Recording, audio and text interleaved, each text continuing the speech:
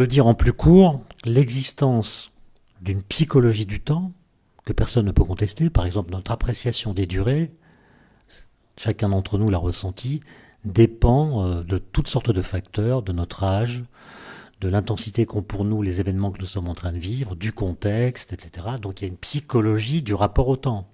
Il y a une psychologie de la perception des durées. Mais l'existence de cette psychologie du temps ne suffit pas à prouver l'existence d'un temps psychologique autonome. Il se pourrait en effet que ce que nous appelons le temps psychologique ne soit que la manifestation de notre rapport au temps physique, rapport qui serait, lui, gorgé de facteurs psychologiques qui, finalement, biaiserait notre rapport au temps physique.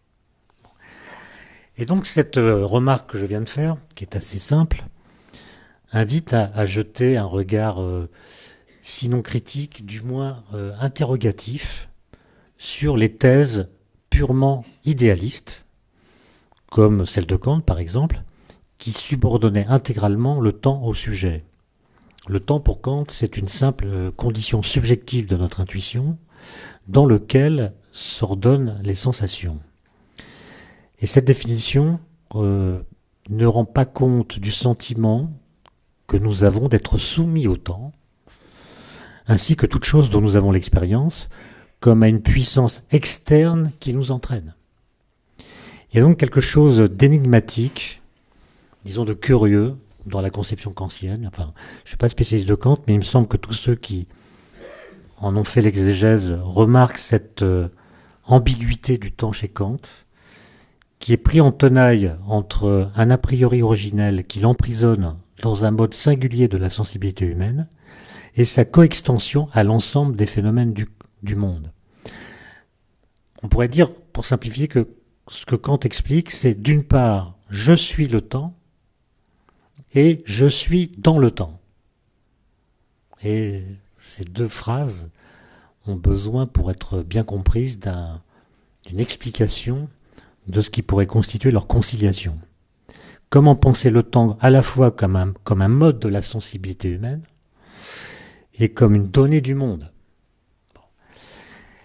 Alors, si je dis cela, c'est parce que il y a beaucoup de philosophies du temps qui sont, comme celle de Kant, des philosophies corrélationnistes, c'est-à-dire des philosophies qui font dépendre intégralement le temps de la conscience.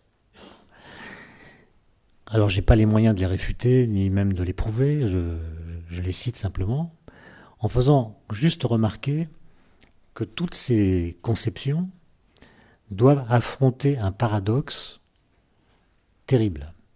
Et ce paradoxe s'appelle le paradoxe de l'ancestralité. C'est qu'au XXe siècle, grâce à toutes sortes de mesures, de méthodes de datation, nous avons pu dater certains épisodes dans l'histoire de l'univers et comprendre que l'homme est apparu très tardivement. L'homme et sa conscience, disons. Il y a en gros 2 millions d'années. L'univers a 13,7 milliards d'années. Ça veut dire que l'univers n'a accueilli en son sein l'homme que pendant 1/7 millième de sa durée totale. Donc en gros, l'univers, pour le dire autrement, a passé le plus clair de son temps en notre absence. D'accord ?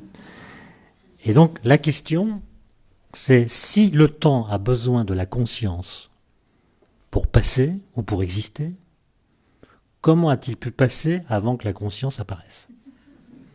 D'accord ? C'est-à-dire, si l'apparition de la conscience est elle-même un processus temporel, qui d'abord relève d'une forme d'émergence, qui a demandé un certain temps, et si pour atteindre ce moment, il a bien fallu que préalablement du temps passe, comment ce temps a-t-il pu passer en l'absence de toute conscience ?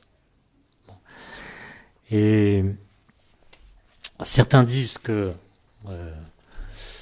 ce paradoxe est tellement grave qu'il réfute les thèses corrélationnistes. Et ce que j'essaierai de montrer tout à l'heure, c'est que c'est peut-être pas si simple. Mais en tout cas, il y a une question qui est posée là et qu'il faudra discuter par la